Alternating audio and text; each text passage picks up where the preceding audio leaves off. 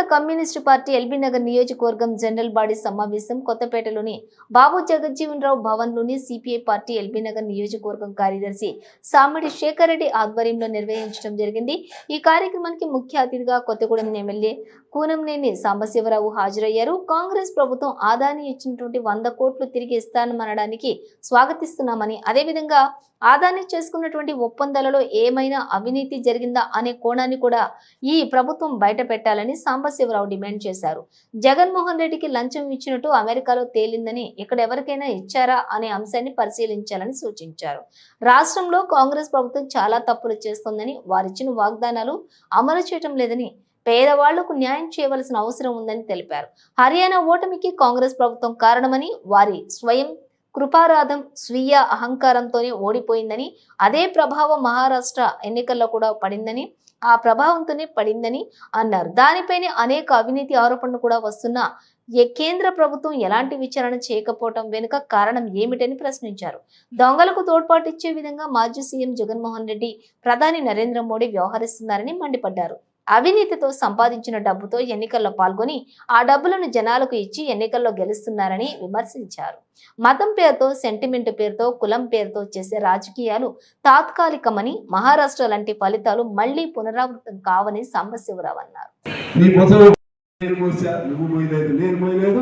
పేద ప్రజల కోసం, పేద ప్రజలే తయారు చేసుకున్న, పేద ప్రజలే పుట్టించుకున్నటువంటి పేద ప్రజల యొక్క జెండా ఎర్ర జెండా. సార్ అదాని తప్పు చేశాడంటే ఇప్పుడు ఈ తప్పు బయటపడింది ఇప్పుడే డైరెక్ట్గా. అంతకుముందు కుంభకోణాలు అవి వేరే కుంభకోణాలు. అట్లా అనుకుంటే ప్రతి ఒక్కరు తప్పు చేశారు. ఏ పారిశ్రామికవేత్త అయినా సరే అన్నీ ఏదో కుంభకోణంలో మునిగొన్నారు. ఆ క్రమంలో సిఎస్ఆర్ పాలసీ తీసుకున్నవాడు తప్పు చేశాడు కాబట్టి, తప్పు చేసామని ఫీలింగ్ ఉంది కాబట్టి నేను తప్పు జరగకుండా ఉండటం కోసం వెనక్కి ఇచ్చాడు. ఇచ్చిన సంతోషమే కదా. ఇప్పుడు మేమేమంటున్నామంటే ఆయన ఎట్లా ఇచ్చాడో అదే ఇన్స్పిరేషన్తో, అదే స్ఫూర్తితో అసలు మొత్తం అదాని ఎవరెవరికి లంచాలు ఇచ్చారో అన్ని బయటికి తీయమని ఇక్కడ జరిగిన ఒప్పందాలు చూపెట్టాడు కదా రేవంత్ రెడ్డి గారు. ఆ ఒప్పందాల వెనక ఏమైనా మతలబు ఉందా, ఆ ఒప్పందాల వెనక చేతులు ఏమైనా మారినాయి, అది కూడా బయటికి తీయాలి. ఇక్కడ ఇది చేయాలి. చంద్రబాబుకి బీజేపీకి లింక్ అట్లా దాని ఫెవికాల్ బంధం ఏర్పాటు అయినట్లుంది. పవన్ కళ్యాణ్ గారు కూడా నోరెప్పట్లేదు. వాళ్ళు కూడా నోరిప్పాలి. ఎందుకంటే పవన్ కళ్యాణ్ గారు అప్పుడప్పుడు ఎర్ర జెండా ఎర్ర చొక్కా ఎర్రకండా కప్పుకున్నాడు కదా, మెడలో వేసుకున్నాడు. ఆయనే నేను తప్పు పట్టట్లేదు, మంచివాడే. కానీ రాజీ పడొద్దు. రాజీ పడకుండా ఖచ్చితంగా నరేంద్ర మోడీ అదానికి ఉన్నటువంటి నెక్సెస్, వాళ్ళ సంబంధాలు బయటకు వచ్చే విధంగా వాళ్ళు విచారణ చేయాలి. ఇక్కడ కూడా రేవంత్ రెడ్డి గారు తెలియజేయకపోయినా ఆ 100 కోట్లు వద్దనుకున్నాడు, వెనక్కి ఇచ్చాడు, సంతోషమే. ఇక్కడ కూడా విచారణ చేయాలని మేము డిమాండ్ చేస్తున్నాం. ఇవాళ బీజేపీ కాలంలో ఇటువన్నీ కూడా బయటకు రావాలి. ఇవాళ అవినీతితో నడుస్తుంది. అవినీతితో సంపాదించిన డబ్బులతో ఎన్నికల్లో పాల్గొంటున్నారు. ఆ డబ్బులతో జనాన్ని ఓట్లిచ్చి గెలిపిస్తున్నారు. ఇది మా నిజమైన బలం అని చెప్పి వాళ్ళు చెప్తున్నారు. అదే పద్ధతిలో మతపరంగా మన మహారాష్ట్ర గెలిచారు. మహారాష్ట్రలో డబ్బు పంచలేదని చెప్పమన్న వాళ్ళని డబ్బు పంచారు. మహారాష్ట్రలో మతం పేరుతో పూర్తి విభజన తీసుకొచ్చారు, కులం పేరుతో విభజన తీసుకొచ్చారు, ప్రాంతం పేరుతో విభజన తీసుకొచ్చారు. ఈ విధంగా ఆ గెలవటం జరిగింది. అది ప్రజలు ఇచ్చినటువంటి రియల్గా ప్రజల అవసరాలు తీర్చడం ద్వారా ప్రజల ప్రేమతో గెలిచిన గెలుపు కాదని, ప్రజల్లో ఒక భ్రమలు కల్పించి లేకపోతే మబ్బుగా వాళ్ళ మనసుల్లో మబ్బులాగా హిందూ మతం అనే దాన్ని క్రియేట్ చేసి తద్వారా వాళ్ళు గెలవడం జరిగింది. దాని వెనక ఆ గెలుపుని చూపెట్టి మరి మొన్న 240 స్థానాల్లో గెలిచారు నరేంద్ర మోడీ గారు. అంటే అప్పుడు జనం అర్థం చేసుకున్నారు. అది అర్థం చేసుకునేసరికి మళ్ళీ మహారాష్ట్రలో శివాజీ పేరుతోనూ ఇంకో పేరుతోనూ విపరీతమైన సెంటిమెంట్స్ రెచ్చగొట్టారు. కానీ ఈ సెంటిమెంట్స్, ఈ మతం పేరుతో భావోద్వేగాలు లేకపోతే మతం పేరుతో రెచ్చగొట్టేటువంటి విధానాలు తాత్కాలికంగానే నిలబడతాయి. అవి తాత్కాలికంగా మాత్రమే. అందుకని మహారాష్ట్ర ఫలితాలు భవిష్యత్తులో ఉండవు. ఖచ్చితంగా ప్రజల్లో మార్పు వస్తుంది. ప్రజలకు మంచి అయితే జరగట్లేదు. కార్మిక చట్టాలు లేవు, రైతు చట్టాలు లేవు, పేదవాడికి అనుకూలంగా విధానాలు లేవు. ఇవన్నిట్లో ఆ పాపం తెలా పిడికిడని చెప్పి అవన్నీ కూడా అక్కడ వాళ్ళు ఉన్నారు. ఇక్కడ కాంగ్రెస్ కూడా ఇంకా చాలా తప్పులు చేస్తూ ఉంది రాష్ట్రంలో కూడా. వీళ్ళు కూడా చేసిన వాగ్దానాలు ఇంకా అమలు చేయాలి. అదేవిధంగా పేదవాళ్ళకి ఇంకా న్యాయం చేయాల్సిన అవసరం ఉంది. కాకపోతే బీజేపీ లాంటి పార్టీ ఉంది కాబట్టి కాంగ్రెస్ వాళ్ళని చూసైనా వీళ్ళు కొద్దిగా తప్పులు చేయకుండా ఉండాలి, బీఆర్ఎస్ని చూసైనా తప్పులు చేయకుండా ఉండాలి. మొన్న హర్యానాలో ఓటమికి కారణం ఏంటంటే కాంగ్రెస్ పార్టీ వాళ్ళు స్వయం కృతాపరాధం, ఎక్కువగా స్వీయ అహంకారం, రైతులను కలుపుకోపోవటం వల్ల దెబ్బతిన్నారు. దాని ప్రభావం మహారాష్ట్రలో కనపడింది. అందుకని ఇవాళ నేను స్పష్టంగా డిమాండ్ చేస్తూ ఉన్నాను, ఇవాళ భవిష్యత్తులో అదానీ లాంటి వాళ్ళు పుట్టకుండా నరేంద్ర మోడీ తన సత్యసంధతను నిరూపించుకోవాలి. లేకపోతే నరేంద్ర మోడీ దొంగలను పోషించిన గజ దొంగలాగా మిగులుతాడు. అదేవిధంగా జగన్మోహన్ రెడ్డి లాంటి వాళ్ళు తోడు దొంగల్లాగా డబ్బును పంచుకున్నారు. ఇవన్నీ బయటికి తీయాలి, ఎన్నికలు లాంటి పారదర్శకంగా నడపాలి. ఆ క్రమంలో ఏ పార్టీ వాడు అందులో ఉన్నా వాళ్ళు డబ్బులు ఎవరికి ముట్టినట్టు ఉన్నా అన్నీ విచారణ చేయాలని చెప్పి మేము డిమాండ్ చేస్తున్నాం. పేదల ఇల్లు కాంగ్రెస్ ప్రభుత్వం కోల్చట్లేదు అంటే మూసి హైడ్రాకు సంబంధించి జరుగుతుంది. ఇప్పుడు ఆగారు వాళ్ళు, మేము చెప్పాం కూడా, మేము మొన్న కూడా సదస్సు జరిపాం. ఇప్పుడు ఇక్కడ అబ్దుల్లాపూర్ మెట్టు ఉంది, భూదాన భూముల్లో వేసాం.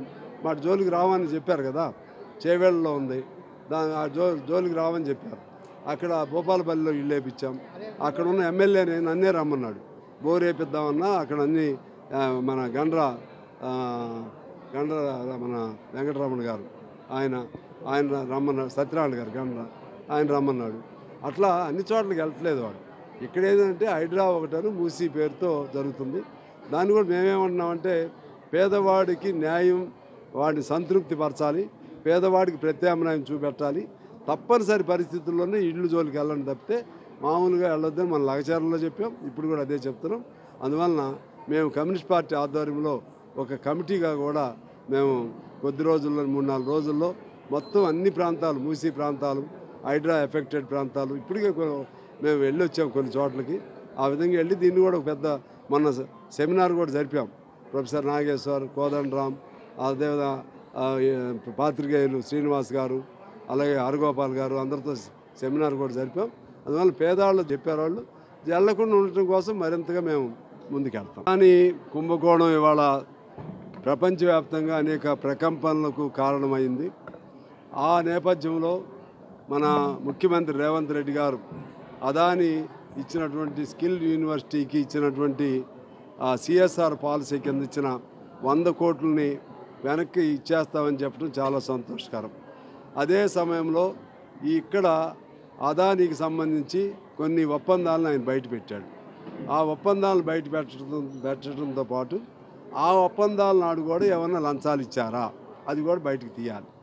ఎందుకంటే జగన్మోహన్ రెడ్డికి కూడా దాదాపు 2000 కోట్లు డబ్బులు అక్కడ లంచం ఇచ్చినట్టుగా అమెరికాలో తేలింది.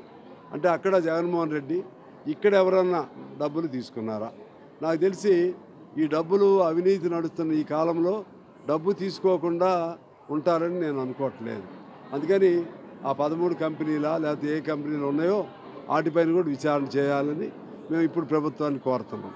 అది కాంగ్రెస్ ప్రభుత్వం ఉన్నప్పుడు జరిగినా లేకపోతే మొన్న ఇవన్నీ కూడా బీఆర్ఎస్ కాలంలో జరిగినాయని చెప్తున్నారు.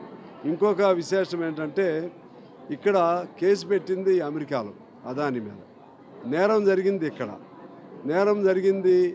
ఇక్కడ లంచాలు ఇచ్చి ఇండియన్ ఉద్యోగస్తులకి అధికారులకి లంచం ఇచ్చారు. ఆయన లంచం ఇవ్వటం ద్వారా అమెరికాలో కేసు ఎలా పెట్టారనేది చర్చకు వచ్చినప్పుడు ఇక్కడ తయారు చేసే సోలార్ లాంటివి అక్కడ కూడా అమ్ముతారు. ఇక్కడ ఉత్పత్తి అయ్యే వాటిని అమెరికాలో కూడా అమ్మకం జరిగింది. ఎందుకంటే వాళ్ళ ప్రపంచం అంతా ఒకే మార్కెట్ అయింది కాబట్టి. ఈ విధంగా లంచాల ద్వారా ఆ రేట్లన్నీ అందులో కలుపుతారు కాబట్టి ఆ ధరలు అధికంగా అవటం వల్ల వాళ్ళ ప్రజలకి ప్రయోజనానికి నష్టం కాబట్టి వాళ్ళు కేసు పెట్టారు. కానీ ఇక్కడ మరి మోడీ గారు కానీ లేకపోతే బీజేపీ ప్రభుత్వం కానీ ఇన్నేళ్ల కాలంలో అంతకుముందు కూడా ఆయన మీద అనేక కుంభకోణాలు బయటకు వచ్చినాయి. ఒక్కసారి స్టాక్ మార్కెట్ అదాని పేరుతో ఉన్నది కుప్పకూలిపోయింది. అయినా కూడా ఆయన్ని ఒక దత్తపుత్రుడి కంటే ఎక్కువగా నరేంద్ర మోడీ గారు మోస్తూ అలా ఆయన మళ్ళా పైకి లేపడానికి ప్రయత్నం చేస్తుంటే దొంగ ఎప్పుడు కూడా దొంగతనం మర్చిపోరు. ఆ దొంగతనం ఆ విధంగా ఎంత పైకి తీసుకొస్తున్నా మళ్ళీ దొంగతనం చేస్తూనే ఉంటాడు. ఇవాళ అదాని అని ఆయన ఆ దొంగతనం బయటపడింది. దొంగలను పెంచి పోషించే వాళ్ళని ఏమంటారు? గజ దొంగలు అంటారు. గజ దొంగలాగా అక్కడ నరేంద్ర మోడీ, లేకపోతే దొంగలకు తోడ్పాటు ఇచ్చే వాళ్ళని ఏమంటారు, తోడు దొంగలు అంటారు. తోడు దొంగలు ఎవరంటే జగన్మోహన్ రెడ్డి లాంటి వాళ్ళు. ఇంకా ఏ రాష్ట్రంలో అటువంటి వాళ్ళు ఎవరెవరు ఉన్నారు ఇక్కడ నాకు తెలియకుండా నేను అనకూడదు.